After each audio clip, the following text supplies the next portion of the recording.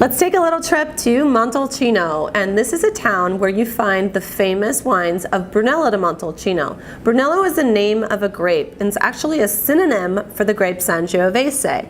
Brunello de Montalcino is one of those wines that most wine collectors have to have in their cellar. It's an age-worthy wine with a minimum aging requirement of 5 years. That means the winery holds back the wine for 5 years before they release it.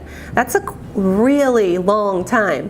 Furthermore, it really adds up with expense. If you have to keep that wine back in your cellar and you're unable to sell it, it costs a lot of money for the winemaker. Hence the pricey price tag.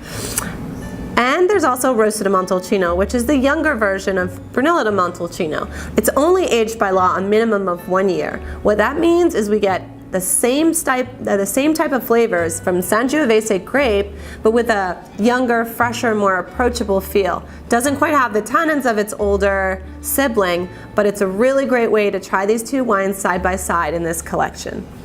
When I was selecting these wines and tasting for this collection, I actually had to have both of these together. And I think if you have the opportunity, opening them two at the same time might be really instructive. It's one of my favorite things to teach about and for people to like have that aha moment. So what I thought we would do is compare and contrast these two wines because that's most exciting. So as I mentioned, Brunello is the name of a essentially synonym for the Sangiovese grape. So both of these wines are made from Sangiovese, the noble grape of Tuscany, where that grape we use in Chianti as well. So same exact grape, but 3 years difference in terms of the vintages. So for our Brunello de Montalcino, we're talking about 2013, and for our Rosso de Montalcino, we're talking about 2016. The interesting thing about those differences is, first of all, 2 different vintages, but more importantly, Rosso de Montalcino should be drank young. It's one of those wines for pasta night or pizza night. It's juicy, it's fresh,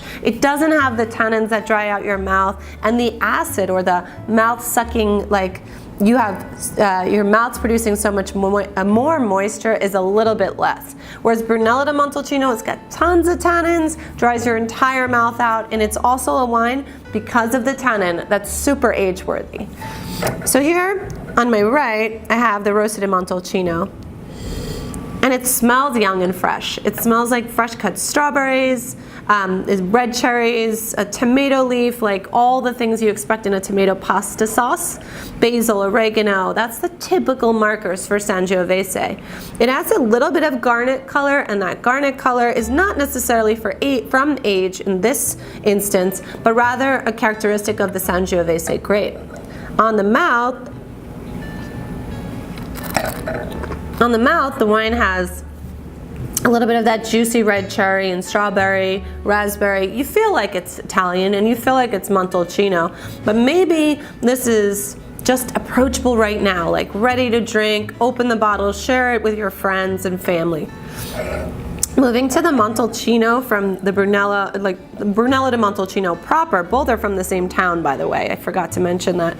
This is a little bit more garnet in color. You can see that the wine has age, and age is generally noted by the orange color in the rim. So one is a little bit younger, it's more pink, and this one from Brunello, the Brunello de Montalcino, is a little bit more garnet. And the flavors and smells are more dried out, which you can expect from Brunello de Montalcino. And also, when this wine was first released, it was already 5 years old. So having all that time mutes some of the fruit. It makes it more like dried fruit, balsamic, like fruit leather. Has a lot of the same characteristics. It just feels quite dry compared, like dried out. And the tannins are really when you're going to notice the difference. My whole mouth is dried out. It's like you have a wool sweater on your tongue and no moisture left. You feel with the Rosso it's more approachable. With the Brunello, you can imagine why this is going to stay in your cellar and age and become even more beautiful over time. You know, a lesson wouldn't be a lesson without a teeny bit of a quiz. So just to recap, I'm asking you a few questions. What is the synonym for Sangiovese when it is grown in the town of Montalcino?